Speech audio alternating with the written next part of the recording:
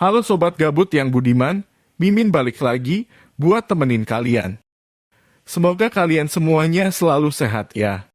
Kali ini Mimin akan bahas film tentang perjalanan seorang kurir mafia yang bernama Frank Martin. Ia berusaha untuk menggagalkan perdagangan manusia dan menyelamatkan semua orang dalam sebuah kontainer. Film ini berjudul The Transporter. Tanpa banyak basa-basi lagi, kita langsung masuk ke alur ceritanya. Tapi sebelum itu, seperti biasa buat teman-teman yang belum subscribe, jangan lupa tekan tombol subscribe-nya ya. Karena subscribe itu gratis.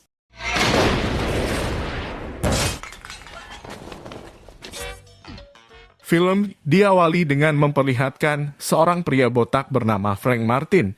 Ia merupakan seorang pengemudi profesional dan handal. Sementara itu, 4 orang maling keluar dari sebuah bank dan mereka langsung masuk ke dalam mobil Frank. Dan ternyata, Frank adalah seorang supir sekaligus kurir untuk para mafia-mafia.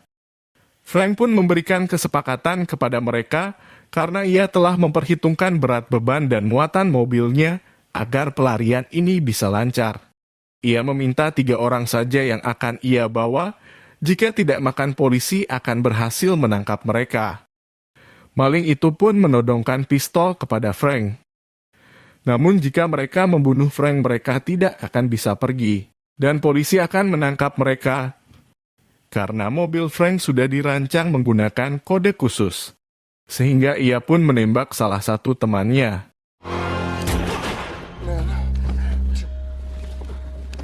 Polisi pun datang dan mengejar mereka semua.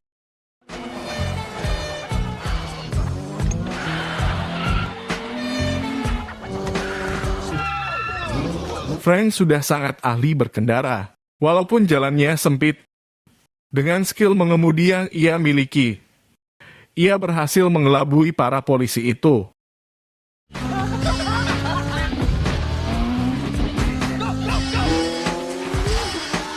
Bagaikan film GTA Bintang 5, para polisi terus mengejar Frank.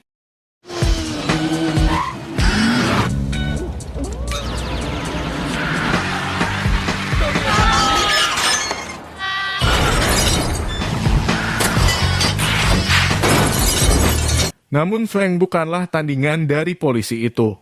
Frank membuat para polisi itu kewalahan. Dan akhirnya, mereka pun sampai di tempat tujuan. Karena takut dengan polisi, maling itu meminta Frank mengantarkan mereka untuk keluar kota. Namun Frank menolaknya. Ia tidak mau menerima pekerjaan itu. Dan Frank pun mendapat imbalan. Kemudian, untuk menghindari polisi, ia pun merubah plat nomor mobilnya. Frank pun kembali ke rumahnya. Saat sampai di sana, ia mengganti plat nomor mobilnya dan mencuci mobilnya untuk menghindari kecurigaan para polisi. Sementara itu, di televisi memberitakan bahwa para maling itu berhasil ditangkap oleh kepolisian. Saat ia sedang bersantai, tiba-tiba komisaris polisi datang. Ia mencurigai bahwa Frank terlibat dalam kejahatan di jalan. Karena mobil yang Frank miliki sama persis dengan mobil yang membawa para maling kabur. Hanya saja plat nomornya berbeda. Namun Frank membantahnya.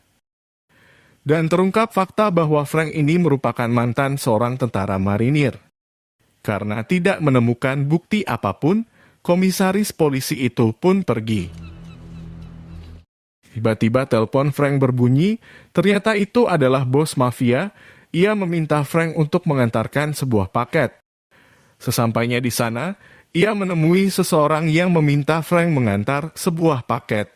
Setelah perbincangan panjang, mereka pun membuat kesepakatan dan mafia itu berkata bahwa jangan pernah membuka paket yang dikirim.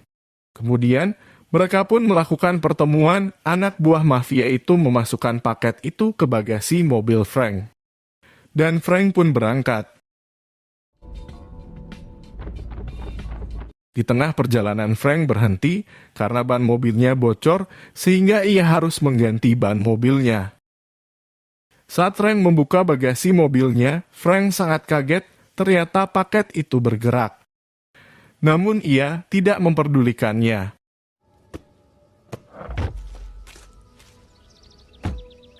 Setelah selesai, ia pun melanjutkan perjalanannya.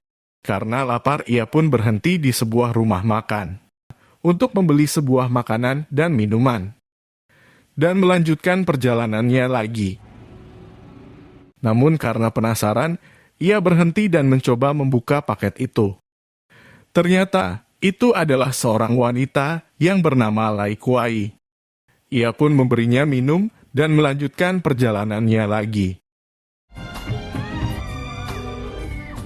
Wanita itu membuat kegaduhan sehingga Frank harus berhenti kembali. Lai berkata bahwa ia ingin buang air kecil. Frank curiga karena setelah beberapa waktu ia tidak kunjung kembali. Dan ternyata Lai kabur.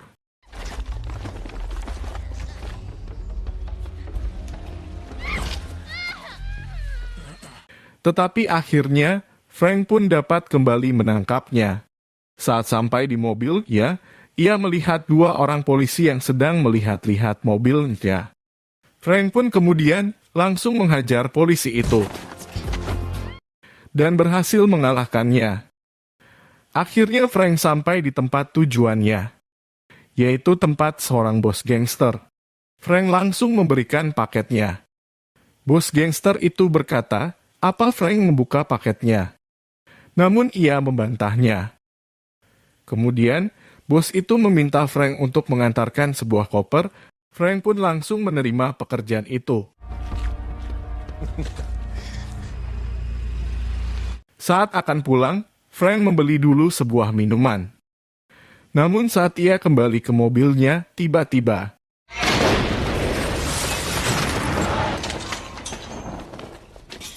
dan ternyata isi dari koper itu adalah sebuah bom. Frank sangat marah, ia masuk ke dalam dan menghajar semua anak buah Frank.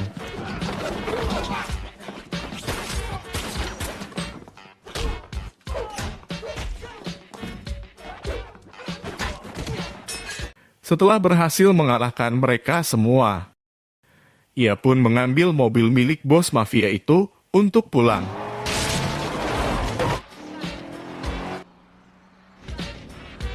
Saat di tengah perjalanan, Frank langsung memberhentikan mobilnya. Karena ternyata Lai Kuai sudah ada di jok belakang. Dia mengeluarkan dan meninggalkannya di tengah jalan.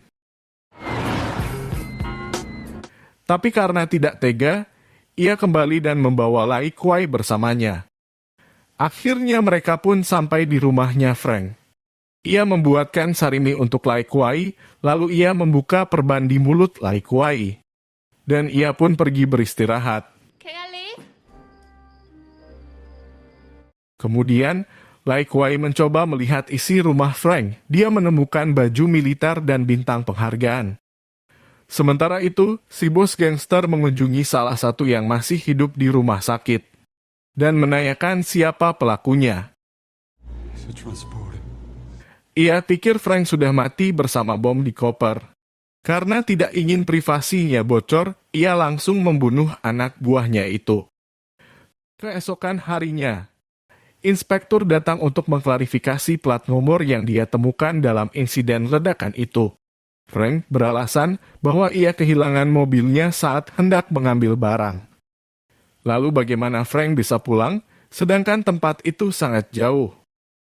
Lai Kuai pun datang dan ia berkata bahwa ia memberi tumpangan kepada Frank.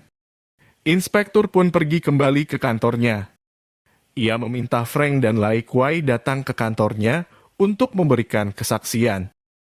Saat Frank sedang berbicara dengan Lai Kuai, tiba-tiba mereka diserang oleh anak buah bos gangster itu.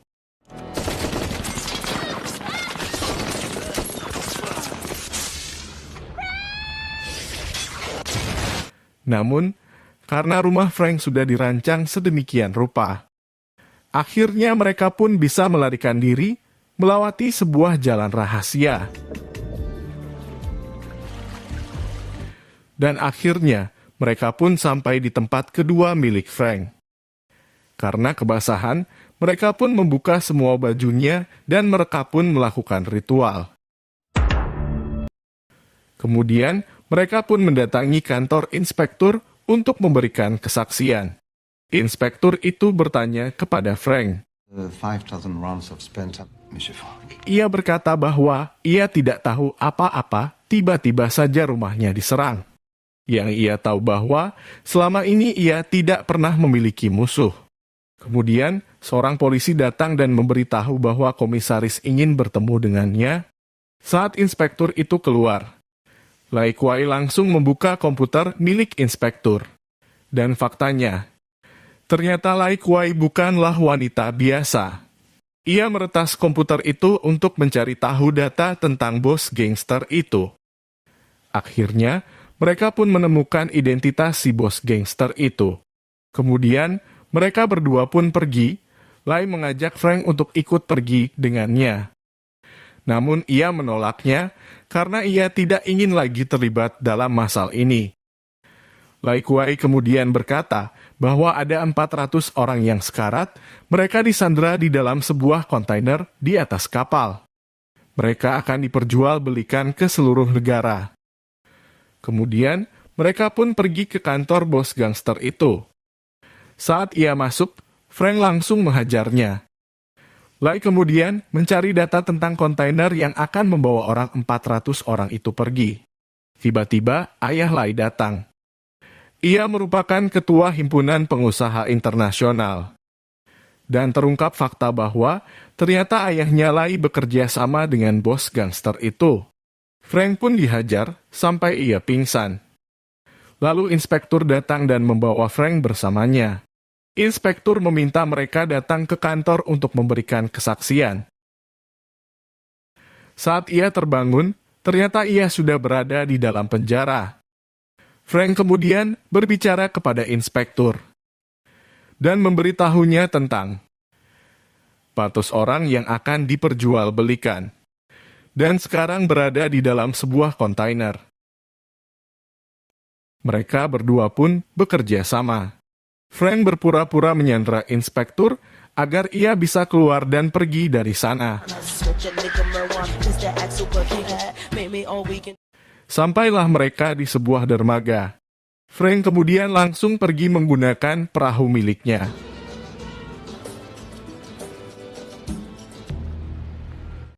Singkat cerita, akhirnya ia sampai di pelabuhan peti kemas.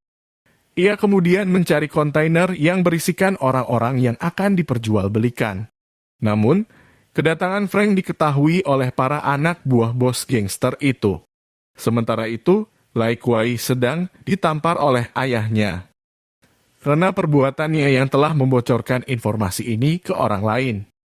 Kemudian, Frank membantai mereka satu persatu.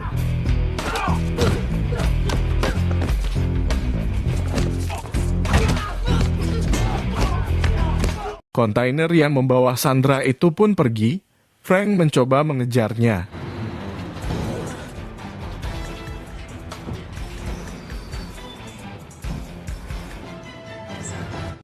Namun saat di tengah jalan, ia dihadang oleh anak buah gangster itu.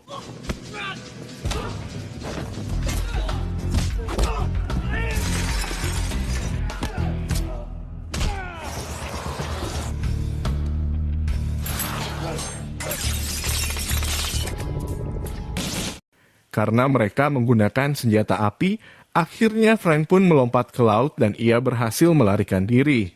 Keesokan harinya, ia pun melanjutkan pengejaran itu. Namun saat di tengah jalan mobilnya mogok. Kemudian, ia menemui seorang petani yang memiliki pesat capung. Frank meminta petani itu untuk mengantarkannya. Dan akhirnya mereka pun menemukan kontainer itu. Frank kemudian melompat dari pesawat menggunakan parasut.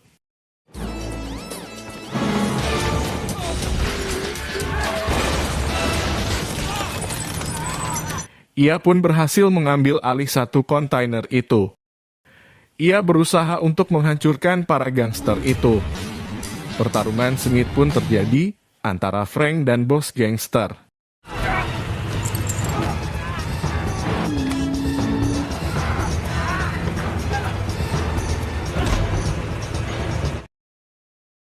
Ia mengira bahwa Frank telah mati terlindas ban. Namun yang sebenarnya terjadi, Frank terus berusaha untuk mengalahkannya. Akhirnya, Frank pun berhasil mengalahkannya. Kemudian, saat ia memarkirkan mobilnya, tiba-tiba Kuai datang dan menodongkan senjata kepadanya dan membawa Frank ke tepi jurang. Namun tiba-tiba, ternyata itu adalah Lai Kuai yang menembak ayahnya sendiri. Kemudian, Ismaktur dan rombongannya pun datang. Pada akhirnya, mereka pun berhasil menyelamatkan orang-orang itu dari perdagangan manusia. Dan film pun selesai.